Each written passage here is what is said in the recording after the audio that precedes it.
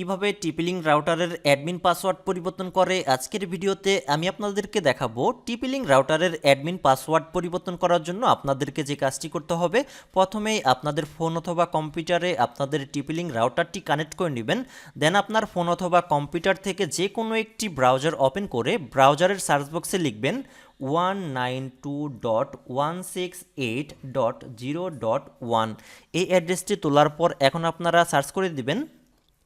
Search করার সাথে সাথেই আপনাদের সামনে টিপি-লিঙ্ক রাউটারের অ্যাডমিন পেজে লগ ইন করার ইন্টারফেসটি চলে আসবে। এখানে আপনারা আপনাদের টিপি-লিঙ্ক রাউটারের বর্তমান যে অ্যাডমিন পাসওয়ার্ড রয়েছে এই পাসওয়ার্ডের মাধ্যমে এখানে লগ ইন করে নেবেন। তো এখন আপনারা অনেকেই বলবেন, ভাইয়া আমরা আমাদের টিপি-লিঙ্ক রাউটারের অ্যাডমিন পাসওয়ার্ডটি ভুলে গিয়েছি, আমরা এখানে কিভাবে লগ ইন করবো? তো এখন আপনারা এখানে লগ ইন করতে পারবেন না, আপনাদেরকে আপনাদের টিপি-লিঙ্ক রাউটারটিকে রিসেট দিতে হবে। কিভাবে টিপি-লিঙ্ক রাউটার রিসেট দিতে হয় এ বিষয়টি নিয়ে আমাদের একটি ভিডিও আছে, আপনারা চাইলে সেই ভিডিওটি দেখতে পারেন। তো এখন আমি আমার টিপি-লিঙ্ক রাউটারের অ্যাডমিন পাসওয়ার্ডটি দিয়ে এখানে লগ ইন করে নিচ্ছি।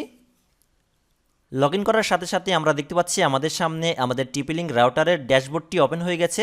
এখান থেকে আমরা আমাদের টিপি-লিঙ্ক রাউটারের অ্যাডমিন পাসওয়ার্ডটি পরিবর্তন করতে পারবো।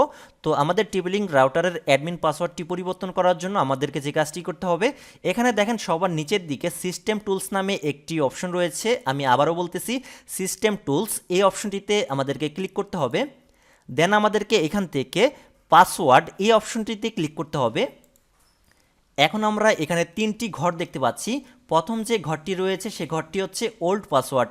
এই ঘরের মধ্যে আমাদেরকে আমাদের টিপি-লিঙ্ক রাউটারের বর্তমান যে অ্যাডমিন পাসওয়ার্ড আছে সে পাসওয়ার্ডটি এখানে দিতে হবে। তো আমাদের টিপি-লিঙ্ক রাউটারের বর্তমান যে অ্যাডমিন পাসওয়ার্ডটি রয়েছে আমি সেই পাসওয়ার্ডটি এই ঘরের মধ্যে দিয়ে দিচ্ছি। প্রথম ঘরের মধ্যে বর্তমান পাসওয়ার্ডটি দেওয়ার পর এখন আমাদেরকে দ্বিতীয় ঘরের মধ্যে নিউ পাসওয়ার্ড দিতে হবে। অর্থাৎ আমাদের টিপি-লিঙ্ক রাউটারের অ্যাডমিন পেজে লগ ইন করার জন্য আমরা নতুন যে পাসওয়ার্ডটি সেট করতে যাচ্ছি ওই পাসওয়ার্ডটি এই ঘরের মধ্যে দিতে হবে। তো এখানে অবশ্যই পাসওয়ার্ড সেট করার ক্ষেত্রে একটা বিষয় লক্ষ্য রাখবেন, সেটা হচ্ছে অবশ্যই আপনার পাসওয়ার্ডের মধ্যে কোনো প্রকার স্পেস থাকা যাবে না।